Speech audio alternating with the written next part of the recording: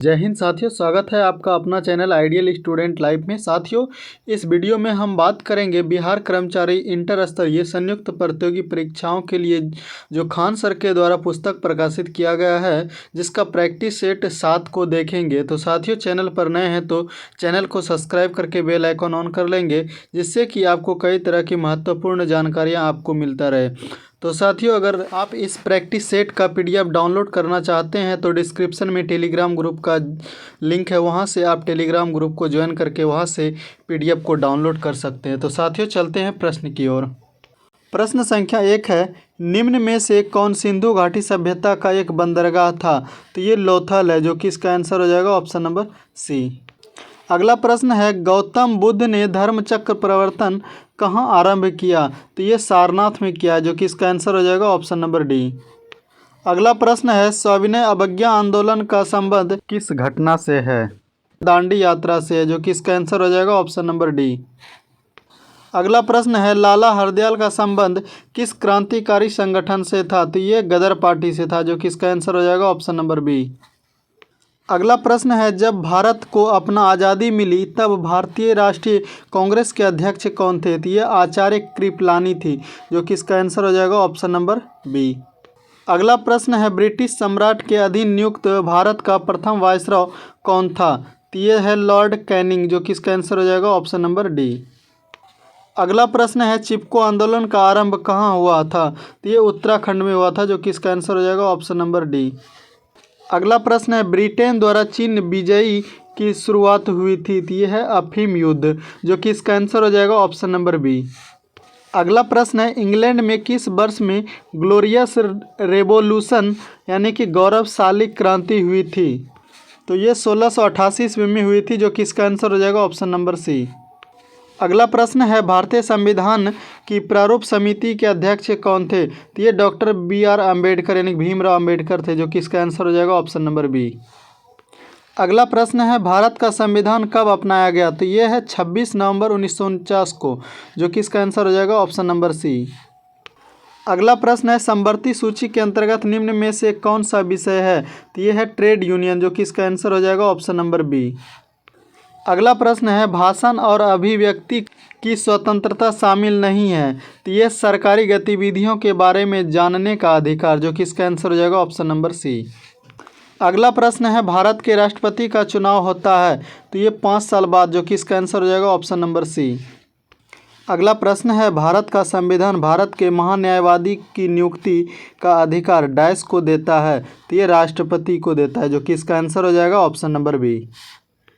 अगला प्रश्न है, निम्नलिखित में से कौन सी समिति चुनाव सुधार से संबंधित नहीं है? तो ये YK अलग समिति, जो कि इसका आंसर हो जाएगा ऑप्शन नंबर डी। अगला प्रश्न है, महापौर निम्नलिखित में से किसका प्रमुख होता है? तो ये नगर निगम का प्रमुख होता है, जो कि इसका आंसर हो जाएगा ऑप्शन नंबर बी। अगला प्रश्न है, EVM का मतलब होता है इलेक्ट्रॉनिक वोटिंग मशीन, जो कि इसका आंसर हो जाएगा ऑप्शन नंबर डी। अगला प्रश्न है, केंद्र सरकार में वर्तमान महिला एवं बाल विकास मंत्री कौन है? तो ये है स्मृति ईरानी, जो कि इसका आंसर हो जाएगा ऑप्शन नंबर बी। अगला प्रश्न है, निम्नलिखित में से किसकी हमारे सौरमंडल के एक ग्रह के रूप में गणना नहीं होती है? तो ये प्लूटो की, जो कि इसका आंसर हो जाएगा ऑप्शन नंबर ए। अगला प्रश्न है, भूमध्य रेखा निम्न में से किस देश से गुजरती है? तो ये केन्या से, जो कि इसका आंसर हो जाएगा ऑप्शन नंबर बी। अगला प्रश्न है, निम्नलिखित में से कौन सा शहर 2 महाद्वीपों में फैला हुआ है? तो ये इस्तांबुल है, जो कि इसका आंसर हो जाएगा ऑप्शन नंबर बी। अगला प्रश्न है, फर वनस्पति निम्न में से किससे संबंधित है? तो ये जो है अल्पाइन वन से है, जो कि इसका आंसर हो जाएगा ऑप्शन नंबर सी। अगला प्रश्न है, निम्न में से कौन सी नदी सबसे लंबी है? तो ये अमेजन है, जो कि इसका आंसर हो जाएगा ऑप्शन नंबर ए। अगला प्रश्न है, गंगा नदी सफाई कार्यक्रम के साथ सहयोग कर रहा है? तो ये जर्मनी कर रहा है, जो कि इसका आंसर हो जाएगा ऑप्शन नंबर डी। अगला प्रश्न है, मुर्गियों एवं अंडों का अत्यधिक उत्पादन होना क्या कहलाता है? तो ये रजत क्रांति कहलाता है, जो कि इसका आंसर हो जाएगा ऑप्शन नंबर बी। अगला प्रश्न है, निम्न में से कौन सी बागान फसल नहीं है? तो ये मोटे अनाज है, जो कि इसका आंसर हो जाएगा ऑप्शन नंबर डी। अगला प्रश्न है, निम्न में से कौन सी रबी फसल नहीं है? तो ये चावल है, जो कि इसका आंसर हो जाएगा ऑप्शन नंबर बी। अगला प्रश्न है 2011 की जनगणना के अनुसार भारत के किस राज्य की सर्वोच्च साक्षरता दर है? तो ये केरल की है, जो कि इसका आंसर हो जाएगा ऑप्शन नंबर बी। अगला प्रश्न है रॉबिन्स के अनुसार निम्न में से कौन सा केंद्रीय आर्थिक समस्याओं के लिए उत्तरदायी नहीं है? तो ये असीमित आवश्यकताएं, जो कि इसका आंसर हो जाएगा ऑप्शन नंबर ए। अगला प्रश्न है गृहस्थियों द्वारा खरीदी गई उपभोक्ता वस्तुओं तथा सेवाओं की औसत कीमत को मापने वाला एक सूचकांक है। तो ये है उपभोक्ता कीमत सूचकांक, जो कि इसका आंसर हो जाएगा ऑप्शन नंबर सी। अगला प्रश्न है वर्ष 1887 में इलाहाबाद विश्वविद्यालय की स्थापना किसने की थी? तो ये सर विलियम मुइर ने, जो कि इसका आंसर हो जाएगा ऑप्शन नंबर सी।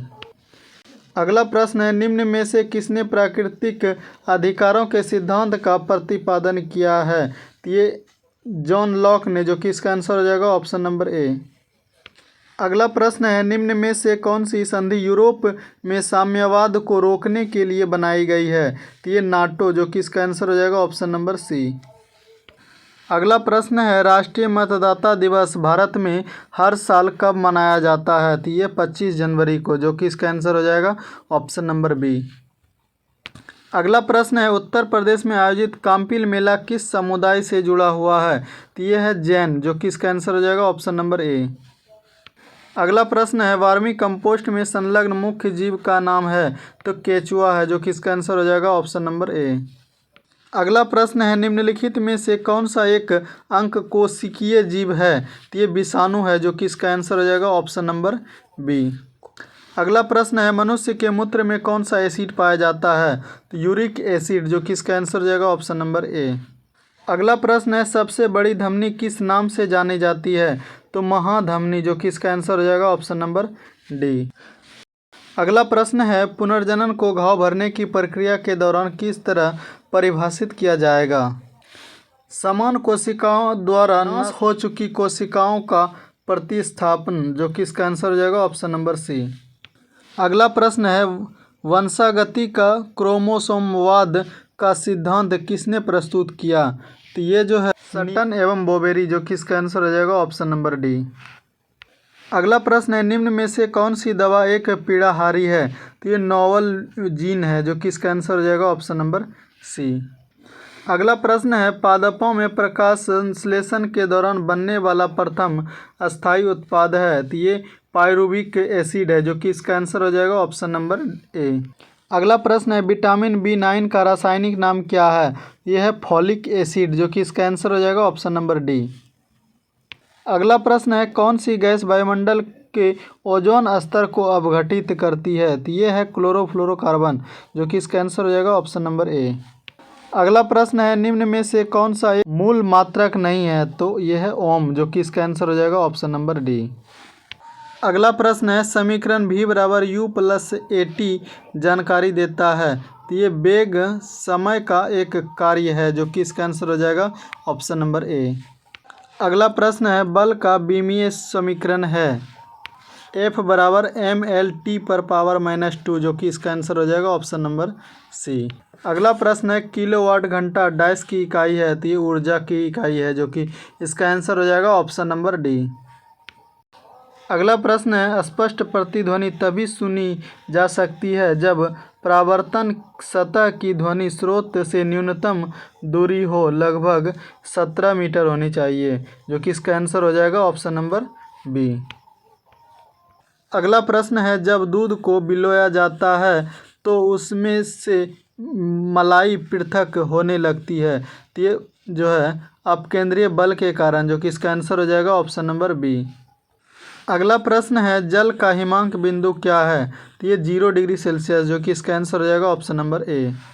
अगला प्रश्न है श्वेत प्रकाश की एक किरण कांच के प्रिज्म पर आपतित होती है, वह प्रकाश वर्ण जो कांच के प्रिज्म से गुजरने पर अधिकतम विचलित होती है? तो ये हो जाएगा बैगनी, जो कि इसका आंसर हो जाएगा ऑप्शन नंबर ए। अगला प्रश्न है वैद्युत धारा का परिमाण मापने के लिए प्रयुक्त उपकरण है? तो ये ओम मीटर है, जो कि इसका आंसर हो जाएगा ऑप्शन नंबर सी। अगला प्रश्न है गैस जो मौसमी परिवर्तनों को प्रभावित नहीं करती है वह है जल वाष्प, जो कि इसका आंसर हो जाएगा ऑप्शन नंबर डी। अगला प्रश्न है निम्नलिखित में से कौन सा विद्युत का कुचालक है? तो ये प्लास्टिक है, जो कि इसका आंसर हो जाएगा ऑप्शन नंबर सी। अगला प्रश्न है बोहर की परिकल्पना के अनुसार स्थिर कक्षक का कोणीय संवेग होता है? तो ये NH प्रति 2 पाई, जो कि इसका आंसर हो जाएगा ऑप्शन नंबर बी। अगला प्रश्न है चिली सोरा किसका सामान्य नाम है? तो ये सोडियम नाइट्रेट का, जो कि इसका आंसर हो जाएगा ऑप्शन नंबर ए। अगला प्रश्न है निम्नलिखित में से कौन सा एक पायरीमिडीन क्षार नहीं है? तो ये है ग्वाइनिन, जो कि इसका आंसर हो जाएगा ऑप्शन नंबर डी। अगला प्रश्न है EDTA एक लिगैंड है? तो ये जो है हेक्साडेंटन है, जो कि इसका आंसर हो जाएगा ऑप्शन नंबर डी। अगला प्रश्न है निम्नलिखित में से कौन सा भौतिक परिवर्तन है? तो ये है कोका कोला में नमक डालने से गैस का निकलना, जो कि इसका आंसर हो जाएगा ऑप्शन नंबर बी। अगला प्रश्न है निम्नलिखित अधातु तत्व में धात्विक चमक होती है? आयोडीन, जो कि इसका आंसर हो जाएगा ऑप्शन नंबर सी। अगला प्रश्न है निम्नलिखित में से कौन एक गैर परंपरागत ऊर्जा स्रोत है? तो ये पवन यानी वायु, जो कि इसका आंसर हो जाएगा ऑप्शन नंबर डी। अगला प्रश्न है सर्वोत्तम गुणवत्ता वाला कोयला जिसमें 80% से 90% कार्बन होता है वह है एंथ्रासाइट, जो कि इसका आंसर हो जाएगा ऑप्शन नंबर डी। अगला प्रश्न है सामान्य पुरुष के शरीर का तापमान कितना होता है? तो ये 36.9 डिग्री सेल्सियस, इसका आंसर हो जाएगा ऑप्शन नंबर बी। अगला प्रश्न है स्वामी सहजानंद निम्न में से किससे संबंधित थे? तो ये है जो है बिहार में किसान आंदोलन से, जो कि इसका आंसर हो जाएगा ऑप्शन नंबर सी। अगला प्रश्न है बिहार किस वस्तु का दुनिया में सबसे बड़ा उत्पादक है? तो ये अबरक का, जो कि इसका आंसर हो जाएगा ऑप्शन नंबर ए।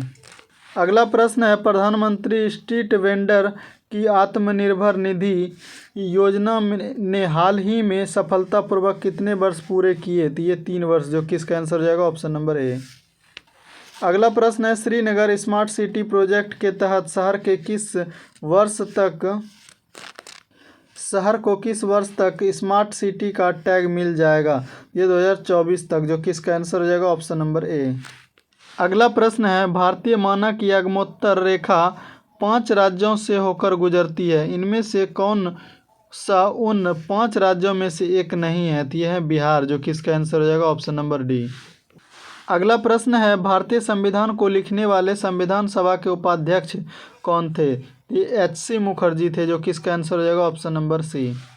अगला प्रश्न है स्वतंत्रता से पूर्व भारत में गरीबी की अवधारणा पर चर्चा करने वाले सर्वप्रथम व्यक्ति कौन थे? तो ये दादा भाई नौरोजी थे, जो कि इसका आंसर हो जाएगा ऑप्शन नंबर डी। अगला प्रश्न है संयुक्त राष्ट्र के पहले महासचिव इनमें से किस देश से संबंधित थे? नॉर्वे से, जो कि इसका आंसर हो जाएगा ऑप्शन नंबर डी। अगला प्रश्न है इनमें से किस शहर में अंग्रेज पुलिसकर्मियों द्वारा घेर लिए जाने पर स्वतंत्रता संग्राम सेनानी चंद्रशेखर आज़ाद ने स्वयं को गोली मार ली थी? तो ये जो है इलाहाबाद में, जो कि इसका आंसर हो जाएगा ऑप्शन नंबर सी। अगला प्रश्न है भारतीय संविधान में विधिपूर्ण शासन का विचार इनमें से किस संविधान से लिया गया है? तो ये ब्रिटिश से, जो कि इसका आंसर हो जाएगा ऑप्शन नंबर सी। अगला प्रश्न है सोमगो झील भारत के किस राज्य में स्थित है? तो ये सिक्किम में, जो कि इसका आंसर हो जाएगा ऑप्शन नंबर बी। अगला प्रश्न है भारत के सबसे कम आयु के शतरंज ग्रैंड मास्टर होने का रिकॉर्ड इनमें से किसके नाम पर दर्ज है? तो ये डी गुकेश, जो कि इसका आंसर हो जाएगा ऑप्शन नंबर ए।